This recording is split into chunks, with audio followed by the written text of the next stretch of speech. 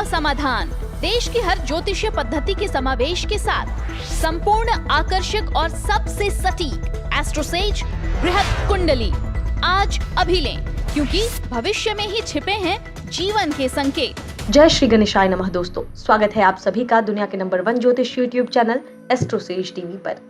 आज मैं नेहा राजपूत आपके लिए इस वीडियो में एक खास जानकारी लेकर आई हूँ। ये जानकारी है प्रसिद्ध जगन्नाथ रथ यात्रा के बारे में। जी हाँ, भारत समेत दुनिया भर में पुरी की जगन्नाथ रथ यात्रा बेहद प्रसिद्ध है। हालांकि इस साल सुप्रीम कोर्ट ने रथ यात्रा पर रोक लगा दी थी, लेकिन केंद्र सरकार ने इसके खिलाफ में एक याचिका दायर की थी। लोगों की भावनाओं और आस्था को ध्यान में रखते हुए, ख्याल करते हुए सुप्रीम कोर्ट ने इसे राज्य सरकार पर छोड़ दिया है और कहा है कि पूरी कड़ाई के साथ, पूरे नियमों के साथ राज्य सरकार इस यात्रा का संचालन करेगी और बहुत ही कम लोगों के साथ जो है इस यात्रा को पूरा किया जाएगा। यानी कह सकते हैं कि अभी जो है निराशा जो लोगों को हो चुकी थी, वो अब कुछ जो है खुशी में बदल जाएगी कि यात्रा तो होगी, भले ही हर साल की तरह बहुत ज्यादा भीड़ नहीं होगी। और ये जरूरी भी है क्योंकि लोगों की सेहत को प्राथमिकता देते हुए जो है सुप्रीम कोर्ट ने भी ये फैसला लिया था। और हालांकि उन्होंने अपना फैसला भी बदला, ये भी आपकी आस्था को ध्यान में रखते हुए। तो हमें जो है अपने घर बैठे बैठे सुप्रीम कोर्ट के जो है ये निर्देश का पालन करना है और साथ ही जरूर टेलीकास्ट वगैरह जो चीजें होंगी इसको हम अपने घर बैठे बैठे देख सकते हैं। तो बाकी बहुत सारी जानकारियां हैं जो लोग पहली बार जाने वाले थे इस यात्रा में हिस्सा लेने के लिए, उनके लिए बहुत सारी जानकारियां हैं और इन्हीं जानकारियों के द्वारा हम आपकी निराशा को दूर करेंगे। तो चलिए शुरुआत करते हैं और जानते हैं क्या खास है जगन्नाथ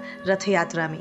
दोस्तों, हिंदू पंचांग के अनुसार हर साल आषाढ़ माह की शुक्ल पक्ष की द्वितीय तिथि को यह यात्रा शुरू की जाती है और दशमी के दिन समाप्त होती है। भगवान जगन्नाथ को पूरे साल में एक बार उनके गर्भगृह से निकालकर यात्रा कराते हैं। ऐसा माना जाता है कि इस दिन भगवान लोगों के सुख दुख को देखते हैं। अपने ऐतिहासिक और धार्मिक महत्व के चलते 10 दिनों तक चलने वाली पुरी की रथ यात्रा भारत समेत पूरी दुनिया में प्रसिद्ध है। ओडिशा राज्य के पुरी में होने वाला यह आयोजन एक बहुत बड़ा महोत्सव है, जिसका हिस्सा बनने के लिए देश और दुनिया के लाखों श्रद्धालु यहाँ पहुँचते हैं। ऐसी मान्यता है कि जो लोग रथ खींचने में सहयोग करते हैं उन्हें मोक्ष प्राप्ति होती है। दोस्तों, जगन्नाथपुरी को धरती का बैकुंठ कहा गया है। हिंदू धर्म के 4 धाम बद्रीनाथ, द्वारका, जगन्नाथपुरी और रामेश्वरम का विशेष महत्व है। जगन्नाथपुरी इन पवित्र धामों में से 4 धामों में से एक माना जाता है। पुराणों के अनुसार जगन्नाथपुरी को धरती का बैकुंठ कहा गया है। यहाँ स्थित मंदिर लगभग 800 वर्ष से भी अधिक प्राचीन है। इस मंदिर में भगवान श्री कृष्ण जगन्नाथ के रूप में विराजित हैं। उनके बड़े भाई बलराम और बहन देवी सुभद्रा की भी पूजा यहाँ की जाती है। होली, दिवाली, दशहरा आदि की तरह पुरी की रथ यात्रा भी एक बड़ा त्योहार है। पुरी के अलावा रथ यात्रा का आयोजन भारत के अलग अलग शहरों में भी किया जाता है। हिंदू धर्म में जगन्नाथ रथ यात्रा काफी खास है क्योंकि इसका वर्णन स्कंद पुराण, नारद पुराण, पद्म पुराण और ब्रह्म पुराण आदि में भी मिलता है। दोस्तों, कहा जाता है कि भगवान जगन्नाथ के जो रथ को खींचता है उसको 100 यज्ञ और मोक्ष के बराबर पुण्य मिलता है। हम सभी जानते हैं कि भगवान जगन्नाथ श्री कृष्ण के अवतार माने गए हैं। इनकी महिमा के बारे में हम सभी जो है धार्मिक ग्रंथों में और पुराणों में पढ़ते आए हैं। जगन्नाथ रथ यात्रा में भगवान श्री कृष्ण और उनके बड़े भाई बलराम, साथ ही बहन सुभद्रा का रथ होता है। ऐसा माना जाता है कि जो भी इस रथ यात्रा में शामिल होकर रथ को खींचता है उसे 100 यज्ञ के बराबर पुण्य मिलता है। धार्मिक मान्यता के अनुसार जो लोग रथ खींचने में सहयोग करते हैं उन्हें मोक्ष की प्राप्ति होती है और इस यात्रा के केवल दर्शन मात्र से ही व्यक्ति जन्म मरण के बंधन से मुक्त हो जाता है। रथ यात्रा के दौरान लाखों की संख्या में श्रद्धालु शामिल होते हैं जो कि इस साल निराश हो जाएंगे। आपकी निराशा को दूर करने के लिए हम आपको इस यात्रा से जुड़ी और भी खास बातें बताते हैं ताकि आप जो है भगवान जगन्नाथ की इस यात्रा में होने की जो भावना है उसको महसूस कर पाएंगे। पूरी रथ यात्रा के लिए श्री कृष्ण, बलराम और देवी सुभद्रा के लिए लकड़ी के 3 अलग अलग रथ बनाए जाते हैं। इस रथ यात्रा में सबसे आगे भगवान बलराम का रथ होता है, बीच में देवी सुभद्रा का रथ होता है और सबसे पीछे भगवान जगन्नाथ का रथ होता है। रथों को उनके रंग और ऊंचाई से पहचाना जाता है। इनके निर्माण में किसी भी तरह के कील या अन्य किसी धातु का इस्तेमाल नहीं होता। बसंत पंचमी के दिनों से ही रथों के लिए काष्ठ का चयन शुरू हो जाता है, जबकि उनका निर्माण अक्षय तृतीया से प्रारंभ होता है। भगवान जगन्नाथ के रथ में 16 पहिए लगे होते हैं जो कि लाल और पीले रंग का होता है। बलराम के रथ में 14 पहिए होते हैं और ये लाल और हरे रंग का होता है और सुभद्रा के रथ में 12 पहिए लगे होते हैं जो कि काले और लाल रंग का होता है। आषाढ़ माह की शुक्ल पक्ष की द्वितीय तिथि को जगन्नाथ मंदिर से रथ यात्रा आरंभ होती है। ढोल नगाड़ों और शंख ध्वनि के बीच श्रद्धालु इन रथों को खींचते हैं। ये रथ यात्रा मंदिर से होकर पुरी नगर से गुजरते हुए गुंडिचा मंदिर पहुंचते हैं, जहां भगवान जगन्नाथ, बलराम और देवी सुभद्रा 7 दिनों के लिए विश्राम करते हैं। गुंडिचा मंदिर, जिसे गुंडिचा बाड़ी भी कहा जाता है, इसे भगवान की मौसी का घर मानते हैं। 9 दिन तक पूरे होने के बाद भगवान जगन्नाथ मंदिर में अपने भाई बहन के साथ वापस चले आते हैं।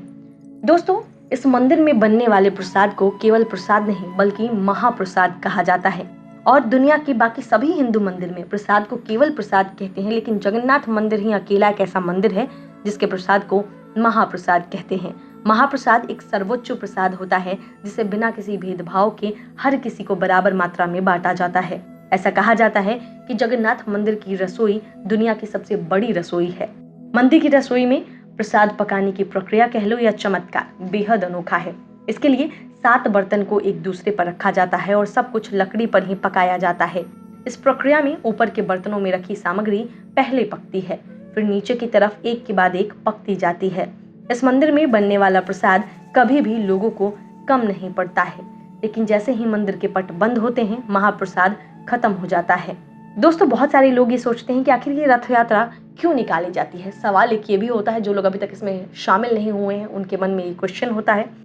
तो हमने आपको अभी तक बताया कि रथ के बारे में, मंदिर के बारे में, प्रसाद के बारे में, यात्रा के बारे में जितनी भी जानकारियां दी हैं। ये आपका जो सवाल है कि रथ यात्रा क्यों निकालते हैं, इसका भी जवाब हम आपको अब देते हैं। भगवान जगन्नाथ की रथ यात्रा को लेकर कई तरह की बातें प्रचलित हैं। ऐसा कहा जाता है कि इस दिन भगवान जगन्नाथ की बहन सुभद्रा ने नगर देखने की इच्छा को जाहिर किया और भगवान से कहा कि द्वारका के दर्शन करा दें, ऐसी उन्होंने प्रार्थना की। बहन के आग्रह को स्वीकार करते हुए भगवान जगन्नाथ ने उन्हें रथ में बिठाकर नगर का भ्रमण करवाया। तब से लेकर आज तक यहाँ हर साल जगन्नाथ रथ यात्रा निकाली जाती है। दोस्तों, इस मंदिर के विषय में कुछ ऐसी बातें हैं जो लोगों को काफी हैरान कर देती हैं। विज्ञान के पास भी आज तक इस सवाल का जवाब नहीं है कि आखिर ऐसा मंदिर के पास क्यों होता है। उनमें हम आपको बारी बारी से चीजें बताते हैं कि क्या वो खास बातें हैं जो इस मंदिर की अहमियत को और भी बढ़ा देते हैं। जगन्नाथ मंदिर के शिखर पर एक झंडा लगा है जो हमेशा हवा की विपरीत दिशा में लहरता है। आश्चर्य है कि दोपहर के किसी भी समय में मंदिर के मुख्य शिखर की कोई परछाई नहीं बनती है। इसके अलावा मंदिर परिसर में कुल 752 चूल्हे हैं जिनमें महाप्रसाद बनाया जाता है। स्थानीय लोगों के अनुसार यहाँ जलने वाली अग्नि भी कभी नहीं बुझती। दोस्तों, भगवान जगन्नाथ के मंदिर के शिखर पर कभी भी कोई पक्षी नहीं बैठता। इसके अलावा कोई विमान आदि भी मंदिर के ऊपर से कभी नहीं निकलता। पुरी में आप किसी भी स्थान से यदि इस मंदिर के शीर्ष पर लगे सुदर्शन चक्र को देखेंगे तो वह आपको हमेशा एक जैसा ही लगा दिखेगा। ये कुछ ऐसी बातें हैं जो न केवल देश के बल्कि विदेशी लोगों को भी इस मंदिर की तरफ आकर्षित करती हैं। तो कह सकते हैं कि इस मंदिर का धार्मिक के साथ साथ वैज्ञानिक महत्व भी काफी ज्यादा है। इसीलिए हर साल लाखों की संख्या में श्रद्धालु देश और दुनिया से इस मंदिर के दर्शन के लिए, इस यात्रा का हिस्सा बनने के लिए यहाँ आते हैं। हालांकि इस साल लोग बहुत निराश हैं। आपकी इस निराशा को हम समझते हैं, इसीलिए हमने आपको इस वीडियो के द्वारा वो सारी जानकारियां दी हैं जो आपको इस मंदिर के करीब होने का एहसास कराएंगी, इस यात्रा के समीप होने का एहसास कराएंगी। ये यात्रा की जानकारियां जो है उन लोगों के लिए भी बेहद खास है जो इस साल इस यात्रा का हिस्सा बनने वाले थे। उम्मीद करते हैं अगले साल जल्दी आए और आप जो है इस यात्रा का हिस्सा बन सके। बाकी घर में बैठे ही भगवान जगन्नाथ को याद करें और उनका आशीर्वाद आप पर बना रहे, इसकी कामना करते रहें। बाकी हम भी प्रार्थना करेंगे कि भगवान जगन्नाथ आपके जीवन में हर संकट को जो है आपसे दूर रखें। ये जो कोरोना का टाइम चल रहा है, इस समय भी जो भी समस्याएं आपके जीवन है वो भी धीरे धीरे खत्म होती जाएं और वापस से आपकी लाइफ ट्रैक पर आ जाए। ये सारी जो है कामनाओं के साथ, ये सारी बातों के साथ अगर वीडियो की दी गई जानकारी अच्छी लगी है तो जरूर से लाइक करें, शेयर करें, चैनल को सब्सक्राइब करें और बेल आइकन का बटन भी प्रेस करें ताकि आने वाले सभी वीडियोस के नोटिफिकेशन आपको समय से मिलते रहें। मिलेंगे आपसे अगले वीडियो में, तब तक हंसते रहिए, मुस्कुराते रहिए और किसी का दिल मत दुखाइए। नमस्कार।